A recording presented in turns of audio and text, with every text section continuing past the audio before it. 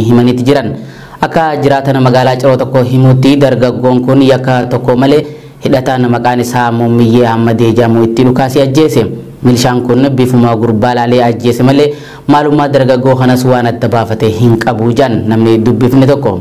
Dargaggoon ajjeefame kun jiraataa magaalaa Cirootii miti kan jedhu namni dubbifne kun yeroo ammaattis reeffi dargaggoo Ahmad Waariyoo hospitaala Ciroo keessatti maatiin itti barbaadamaa jira jedha. Hanga ammattis eessarraa akka dhufe adda hin baane jedha. Walumaa galatti milishoonni dhiyeenya kana guyyoota muraasaaf leenjifamanii bobbaafaman ilaalcha addaa uummata Oromootiif waan qabaniif namoota argan ajjeesurraa iftuuba hin deebi'anii jedha. Gama biraatiin filannoo biyyaalessaa marsaa jahaffaatiif namoota kaardii filannoo hin fudhanne doorsisaa jiru. Karaa irratti namoota qabanii kaardis itti hiraa jiraachuus hima. Kudurar Zilika magaalaa Cirootti milishaan mootummaa jechuudha. Nama Waariyoo jedhamu yakka tokko malatti isaanii jechuudhaan agartee akkamatti guyyaa adiidhaan itti dhukaasee dargaggoo ajjeesee jechuudha. Dargaggoo kuni eessatti warri beekaman jiru dargaggoo kuni eessa akka beekamu nama naannoo saniitti illee fakkaatuuni garuu argu miidhaa kana garuu Ciroollee miti jechuudha. Milishaan poolisii sambii akka bare akkamitti jedhaan isaatiin maaliif beektaa ibsina keessatti abbaan barbaadanitti abbaa barbaadanitti akka barbaadan nama godhan malee wanti irratti mallattoon ittiin akkasitti namni kun nama kana yaada adda baasanii waan tokko hin jiru kun akkanumatti jechuun waan kana godhanu. Danga amma wanti awwaalaman jiru maatilleen amma maatii barbaadulleen amma maatii gama barbaadanii maal jedhanii kanaafuu kan qammachuu qaba maatiin hin argamne amma wanti argamu saala magaalaa Cirootti. Godina saba Oromoo Walloo aanaa baatee keessatti leelliftoonni sirra durii hokkoraa uumuuf yaalii taasisaa akka jirantu himame. Guyyaa irraa eebila 26 takka konkolaataa baasii namoota baay'ee fe'u shaniin naannoo Amaaraa keessa dargaggoota fannoo jaaman fuudhanii yeroo magaalaa baatee keessa qaxxaamuranitti konkolaataa irraa bu'uun dhiichisaa uummata Oromoo arrabsaa akka turan jiraatan aanaa baatee tokko BBS itti himee jira. Akka namni kun jedhutti dargaggoonni naannoo Amaaraa jibba Oromummaa qaban baay'inni isaanii 350 caalan konkolaataa namaa gurguddaan wayita magaalaa baatee gahanitti dhiichisa arrabsoo makatee jechaa turan. Magaalaan baatee guyyaa irraa waan gabaa taatee jecha uummanni Oromoo baay'inaan waan magaalatti dhufeef dhiichisa arrabsoo san itti fufsiisuu dhoorganii akka dabran godhanii jira. Dabaluunis akka namni kun himutti namoota konkolaataan deeman keessaa nama tokko dubbisa jechuun akka BBS himetti namoonni naannoo Amaaraa irraa konkolaataa shaniin Walloo qaxxaamuraa jiran kanneen naannoo Oromiyaa naannoo magaalaa Dirree Dhawatti tan argamtu Hoorsotti deemaa jiraachuu himanii jiru. Konkolaaticha keessaa kanneen meeshaa waraanaa qabanis jiraachuu mirkaneeffate. Irra hedduun isaanii meeshaa waraanaa hin qabanii jiru. Namoonni kanneenis uffata sibiilii kan uffatan ta'uu namni dubbifne kun himeetii jira. Liyyu hailii naannoo Amaaraa ta'ee yookaan fannoo qaama jedhamu sanatti fakkaata. Yeroo ammaa magaalaa baatee keessatti konkolaataa gurguddaa atoobisii nama dhibbaa mokkana 80 qabu saniin keessatti baatee keessa buusamanii dhiichisa jammaranii turanii arrabsoo adda addaa arrabsuudhaan uummata keenya kakaasuuf yookaan jeequmsa uumuuf yaaliin taasifamee ture. Amma har'a guyyaan gabaatti uummanni keenya asirratti baay'ee gabaa kanatti argamee jira. As keessatti baatee jechuun kana hidda bala'uunaa minaamin jedhanii afaan Amaariffaa kanaan jechoota arrabsuuf yookaan Oromummaa caccabsu tuquudhaan dhiichisuu eegalanii turanii egaa uummanni keenya akka dhiichisuu sun itti fufne taasisee jira. Amma konkolaataan kun immoo isaan afaan isaanii irraa jechuudha.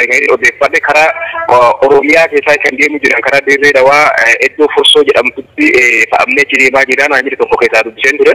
Namuma sibiiliidha malee namuma sibiiliidha hin jiru meeshaa waraanaa egaa meeshaa waraanaas ni qaban hedduu miti meeshaa waraanaati konkolaataa keessaa hin baasne laaleen ture garuu isaanii qaama fedhee tahee qaama gurmaa'ee uummata Oromoo irratti banii hojjechuudhaaf deemu jiru asittis immoo hokkora uumanii uummata kana guyyaan gabaatti rakkoo irra geessisuudhaaf yaalanii turan hin milkoofneef malee jechuudha. Walloo keessatti wanni deemaa jiru silaa kana miidiyaaleen addunyaa miidiyaaleen Oromoo hundi ni beekaa Oromoo keessatti dudubbii sanyii fi Oromoo fi Oromummaa godina dhabamsiisudha jechuudha. Kaayyoon mootummaa naannoo Amaaraa qabatee deemaa jiru.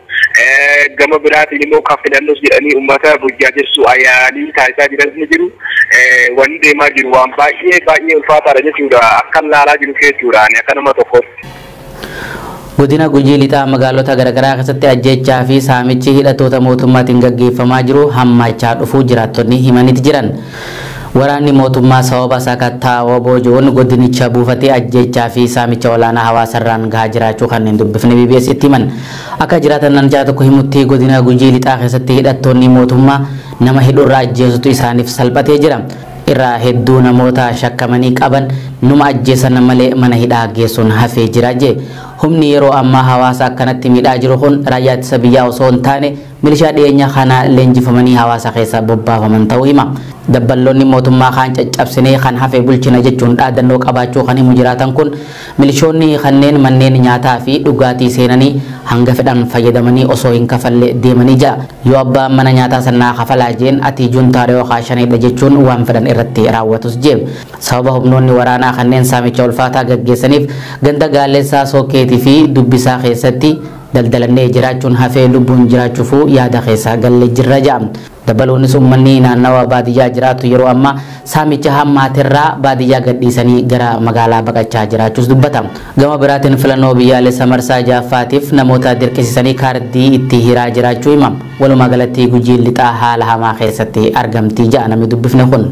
Wanni jirtu dirqimaan jirti ta'anii filannoo jiru gama tokko baay'ata yaa'aa jira keessatti illee baay'ee tokko waliin bu'iinsi tokko hin jirti. Kaan immoo filannoo gaafa gabaa kana uummata beektanii baay'ee tokko isaa dirqiidhaan uummata uumaa hin jenne hawaasa kanneen dirqiidhaan waraqaa filannoo kanaan guursiisanii.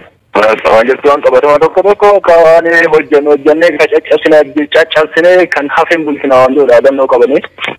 Ummaan namoota duruu beekanii warra milishaa kana godhanii toora islaa humni waraanaan kana hin qabanii iyyuu dirqiidhaan nama kaanii bakka waan akkasii koottaa kana fudhaa koottaa akkana ta'a yoo kana humni ammootuu wajjin jiraachuu hin dandeettanii waan jiru. Ummanni ammoo yaada isaanii baay'ee namni qabu hin jiran akka hin fakkaanne. Ummanni yaada isaanii hin qabu waan ummanni yaada isaanii qabu amma humna waraanaas keessa erganii amma gandoota tokko humni waraanaa jiru. Mana nyaataa seenu nyaata hamma fedhe nyaattee wanni inni kafalu hin jiru. Dhugaatii yoo dhugee jedhee matattii kana biira kan hamma fedhe dhugee biree 2,300 mana tokko keessa hennaa dhugee jedhee wanni inni kafalu hin jiru. Bakka achiin booda yoo kana isaan gaafatanii jaanjiin kaa jedhanii bakka rakkoo baay'ee rakkoodha beektanii obboleeyyan keessa. Komishiniin mirgoota namoomaa Itoophiyaa godina Jimmaa aanaa Limmuu Koosatti haleellaa hidhattoonni mootummaa namoota nagaa irratti raawwatan hordofaa jiraachuu ibse. Haleellaan kunis aanaa Limmuu Koosaa Qaccoo Kirkiraa fi Araddaalee Gaalee keessatti eblaa 15 bara 2013 akka lakkoofsa Itoophiyaa kan raawwatame yeroo ta'u komishinichi qorachaan jira jee. Bifuma wal fakkaatu naannoo sabaa fi sablammoota godina addaa Amaaroo Araddaa daannoo jaamtu keessatti humnoonni hidhatan eblaa 14,2013 akka lakkoofsa Itoophiyaa haleellaa raawwataniin namoota 6 ajjeesuu bulchoota naannichaa irraa mirkaneeffatu eere. Haleellaan aanaa Limmuu Koosatti raawwatame hordofee humnoonni naannoo fi federaalaa bobbaafamuu ibse. Mootummaan naannoo fi federaalaa deebii hatattamaa akka kennu gaafatee jira. Mootummaan ajjechaa irra deddeebiin lammiilee irratti gahaa jiru kana humna isaa jabeeffachuun dhaabsisuu qaba jechuunis dhaamee jira. Ajjechaa hidhattootaan aanaa Limmuu Koosatti raawwatame kana hangam akka ta'e komishinichi addan baafne. Dhiyeenya kana godina Jimmaa aanaa Limmuu Saqaa keessatti dargaggoota Oromoo 5 humnoota mootummaatiin mana hidhaatii baafamanii ajjeesuu gabaafne turre. Akkasumas aanaa Limmuu Koosaa keessattis namoota 3 ajjeesuun gabaafamaa ture jira. Komishiniin mirgoota namoomaa Itoophiyaa humnoota hidhatanis ta'ee qaamota ajjeefame wanni adda baasee hin qabu. Kutaalee Oromiyaa garaagaraa keessatti hidhamtoota siyaasaa kanneen to'annaa seeraa jala jiran halkan walakkaa mana hidhaatii baasanii haala suukanneessan ajjeesaa jiraachuu gabaasaleen dhiyeenya kana bahaa jiran ni ifoomsan. Bulchiinsa Somaliland magaalaa Hargeysaa fi Barbaraa keessatti baqattoonni Oromoo miidhaan ulfaatan qaamota mootummaatiin nurra gahaa jiran. Bitootessa 4 irraa kaasee qaamonni nageenya bulchiinsa Somaliland gandoota baqattoonni Oromoo qubatan weeraruu reebicha saamichaa fi hidhaa gaggeessaa turuun ni beekama. Baqattoota xalayaa mirkanii baqattummaa qabanis walitti guuruun erga immigireeshina magaalaa Hargeysatti hidhanii booda dabarsanii mootummaa Itoophiyaatiif kennaa akka turan gabaasaa turre. Akka baqataan Oromoo tokko himutti erga bitootessa 4,2020 takka humnoonni nageenya baqattoota jumlaan hidhuu fi gara Itoophiyaa darbuu jalqabanii kaasee baqattoonni Oromoo miidhaa ulfaataa keessummeessaa jiru. Dhiyeenya kana dhiibbaalee garaagaraa godhamaa turteen haalli ture xiqqoo wayyaa'ee fakkaatus ammas bifa haaraan baqattoota magaalaa keessaa guuruun qarqara magaalattii baasanii maallaqaa fi waan isaan xiqqaa qaban irraa saamaa akka jiran baqataan Oromoo dubbifne kun himee jira. Namoota waraqaa eenyummaa qaban hanga ammatti kanneen 50 caalan mootummaa Itoophiyaatiif dabarsanii kennuu kan himu baqataan Oromoo kun qeerroowwan sababa nageenyaatiin Oromiyaa irraa baqatanii Somaaliilaand keessa jiran 3,000 kanneen caalan Itoophiyaaf dabarsanii kennullee dubbatama. Namoota gara Itoophiyaa deebisan kana migireeshinaa wacaalee geessu malee sambooda eessa akka isaan geeffaman hin beekamne jira. Hidhaan guyyumarraan guyyatti baqattoota Oromoo Hargeysaa fi Barbaraa irratti raawwatamaa jiru qaama dhimma baqattoota irratti hojjetan waliin dubbachuu fi haalli deemaa jiru kun isaaniif illee kan hin galin ta'uu hima. Dabaluunis rakkoo baqattoota irraa gahaa jiru kana miidiyaaleen bulchiinsa Somaaliilaand keessa jiran akka hin gabaafne ugguramus namni kun himee jira. Baqattoonni Oromoo kan biyya Somaaliilaand keessa jiran rakkoo hamaa rakkoo addaatiif saaxilamaatti jiran yeroo ammaa kana. Rakkoon kunis kan jalqabee Maarchii 4 irraa eegalee hanga guyyaa har'aatti rakkoo baay'ee ulfaataa ta'ee fi rakkoo ilma namaarra ga'uun hin malleetu ilmaan Oromoo biyya baqaa Somaaliilaand keessa irra ga'aa jira. Guyyaa dheengaddaa irraa eegalee ammaas bifa hamaa bifa addaatiin bifa amma dura agarree hin beekneen bifa haaraan nutti dhufte jechuudha. Isaanis halkan nama cabsanii seenanii namoota hedduu akkasumas saamicha garagaraa yeroo namatti seenan halkan qabeenya namaa saamuu maallaqaa akkasumas miidhaa qaamaa namarra geessisu kana bira kutee ammoo kan addeessa godhu namoota seeraan biyya kana keessatti baqatanii jiraatan qabanii dirqiidhaan gara mootummaa Itoophiyaatti dabarsanii laataa jiranii hanga ammaatti hanga namoota 50 ol kan ta'utu biyya kanarraa kan xaliyaa qabu kan hayyamaa mootummaan kannitee fi hayyurkiseer jalatti galmaa'ee kolagaltummaa gaafatee jiru yoo xiqqaatee nama 50 oli hanga ammaatti kan biyya kanarraa fuudhee dabarfamee mootummaa Itoophiyaatiif kenname. Namoonni kun baay'een isaanii hanga ammaatti eessa akka isaan jiran maal keessa akka isaan jiran waa'ee isaanii waan beeknu takka illee hin qabnu jechuudha. Maatiin namoota kanaattis halkanii guyyaa nu gaafachaa jira.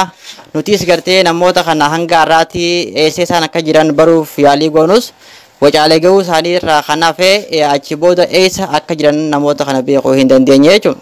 Rakkoon deemaa jirtu humna keenya ol taate waan goonuu dhabne namatti jennuuf bikkatti jennuuf illee inni wallaalle rakkoo hamaaf uummanni keenya saaxilamaa jira. Kanaaf Oromoon isin malee uumaan qabnu hawaasni keenya hanga danda'ametti sagalee nuuf taatanii akka gartee nu waliin dhaabbatan ammallee irra deebinee kabajaan isin gaafanna.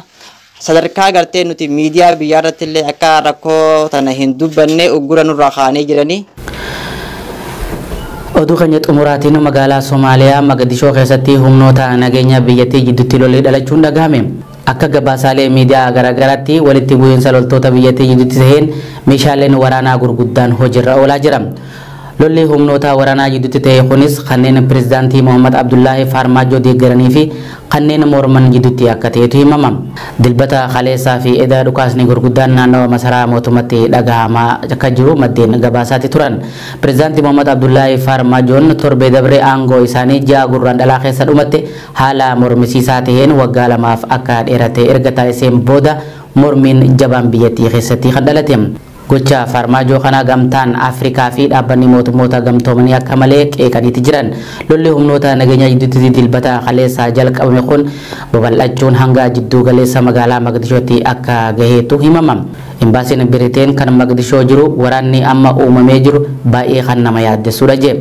Akka miidiyaaleen biyya keessaa gabaasanitti lolli kun humnoota waraana mootummaa fi mormitoota deeggaran jidduutti kan gaggeeffamaa jiru yeroo ta'u ajajoonni waraanaa duraanii fi dursitoonni gosoota kan keessatti hirmaachuun himan. Gabaasaaleen biraa naannicharraa ba'an akka agarsiisanitti lolli humnoota nageenya jidduutti gaggeeffamaa jiru hordofee namoonni daandii irratti bahuun gommaa gubaa jiraachuu fi hooggantootni riphee loltoota gariin kaaba Mogadishoo to'atanii akka jirantu himama. Pirezidaantiin duraanii Hassan Sheikh Mohammadii fi dursaan mormituu Abdurrahman Abdi Shakur ergaa Tiwutara isaa irratti barreessaniin loltoonni mootummaan deeggaraman mana jireenya isaanii haleeluu ibsan.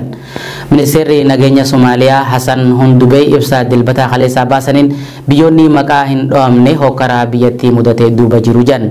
Waggaa dabreerraa kaasee Somaaliyaa magaalota garaagaraa keessatti uummanni baay'een pirezidaantii biyyattii Mohammad Abdullahi Farmaajoo mormuun daandiitti bahuun dhaadannoolee garaagaraa dhageessaa turuun ni yaadatama.